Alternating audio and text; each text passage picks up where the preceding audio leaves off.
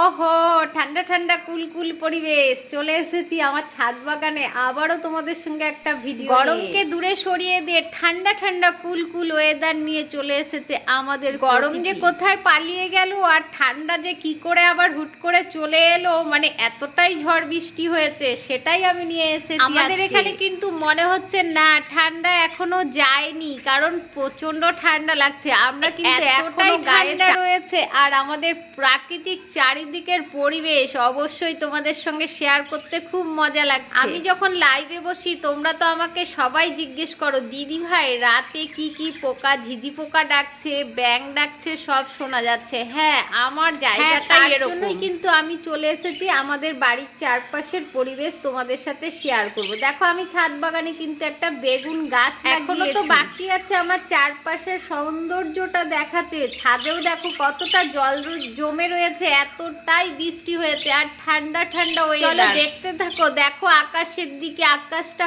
কতটা মেঘলা করে রয়েছে আর মানে কি বলবো, ঠান্ডা এতটাই পড়েছে, মানে কি জাস্ট মেঘ কালো করে রয়েছে, কখন জানি আবার বৃষ্টি আসবে। চারিদিকে জল আর ওই দূরে দেখতে পাচ্ছ নারকেল গাছটা যে রয়েছে, মানে এতটাই হাওয়া বইছে, পাতাগুলো খুব নড়ছে আর মানে কি বলবো, ঠান্ডা ঠান্ডা চারিদিকের পরিবেশ। জল তো জমে রয়েছে, ওটা তো বাকিই রয়েছে। এই দেখো কতটা জল জমে রয়েছে আমাদের বাড়ির চারপাশে। এখান থেকেই ব্যাং ডাকে, ঝিঝি পোকা ডাকে আর মাছের তো মানে মাছ দেখার জন্য অলরেডি কিন্তু দুজন চলে এসেছে। দেখছে জলে মাছ দাঁড়িয়ে আছে, ওরা দেখতে এসেছে মাছ পাবে কি পাবে না, জাল পাতবে কি পাতবে না, সেই সমস্ত চিন্তা ভাবনা করছে। আমরা তো অলরেডি জাল, যেহেতু সকাল থেকে আমরা জাল পেতেছি, মানে রাতে যদি পেতে দিতাম অবশ্যই এতক্ষণে অনেকগুলো মাছ পেয়ে যেতাম। এই যে মাঠে জল জমে দেখছো, এই জলটা কিন্তু এখন আমাদের কতদিন জমে থাকবে সেটা আমরা নিজেরাও জানি না। বৃষ্টি আসলে আবার জল জমবে, একটু জল শুকাবে, আবার জল জমবে, কিন্তু এইভাবেই আমাদের 12 মাস। এবারে তো জল জমে থাকে কালো করে আর জল মানে অনেকটাই জমেছে, যেহেতু আমাদের রাস্তাটা উঁচু হয়ে গেছে, রাস্তাতে কিন্তু একদম জল নেই। তোমরা তো জানোই আমাদের রাস্তাটা নতুন তৈরি হয়েছে আর উঁচু করা হয়েছে, সেই জন্য রাস্তায় এবার জল জমেনি, সব জল কিন্তু মাঠে জমে রয়েছে। আর এদিকে আমার পাখির কিচিরমিচির কিন্তু অনবরত শুনতে পাচ্ছ। পাখির কিচিরমিচিরগুলো কিন্তু আমাদের বাড়ির পাখিগুলোই কিচিরমিচির করছে। ছাদে কিন্তু অনেকটাই হাওয়া, যেহেতু পাশেই পুকুর রয়েছে আর আমিও সেই হেঁটে মানে ঘুরছি আর ভাবছি তোমাদের সঙ্গে একটা লং ভিডিও শেয়ার করি। আমার আম গাছে তো আম হয়েছে, আগামীকাল তোমাদের সাথে ভিডিও শেয়ার করেছিলাম।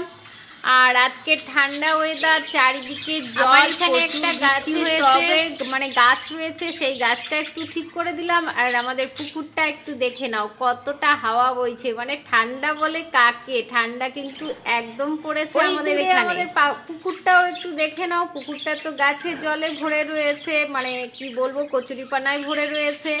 আর আমিও ভিডিওটা বড় করছি না, আমার ভিডিওটা যদি তোমাদের ভালো লাগে অবশ্যই একটা লাইক কমেন্ট শেয়ার করে পাশে থাকবে। আর হ্যাঁ, পুরো ভিডিওটা দেখবে, কিন্তু স্কিপ করবে না। আমি সব সময় রয়েছি তোমাদের ঝুমা দিদিভাই, তোমাদের সাথে, তোমাদের পাশে। তো চলো, ততক্ষণের জন্য আবারও দেখো মেশোগুলো কিন্তু ওখানেই দাঁড়িয়ে রয়েছে। চলো, মানে টাটা, বাই বাই, সবাই ভালো থাকবে।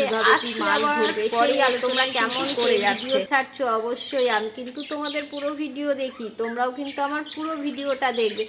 জলে জল থই থই করছে আমার বাড়ির চারপাশে, কি বলবো তোমাদেরকে। তবে ঘরে জল ঢোকেনি, এটা আর ঢুকবেও না, কিন্তু মাঠে এই জলটা আমাদের অনবরত থাকবে। তো টাটা, বাই বাই।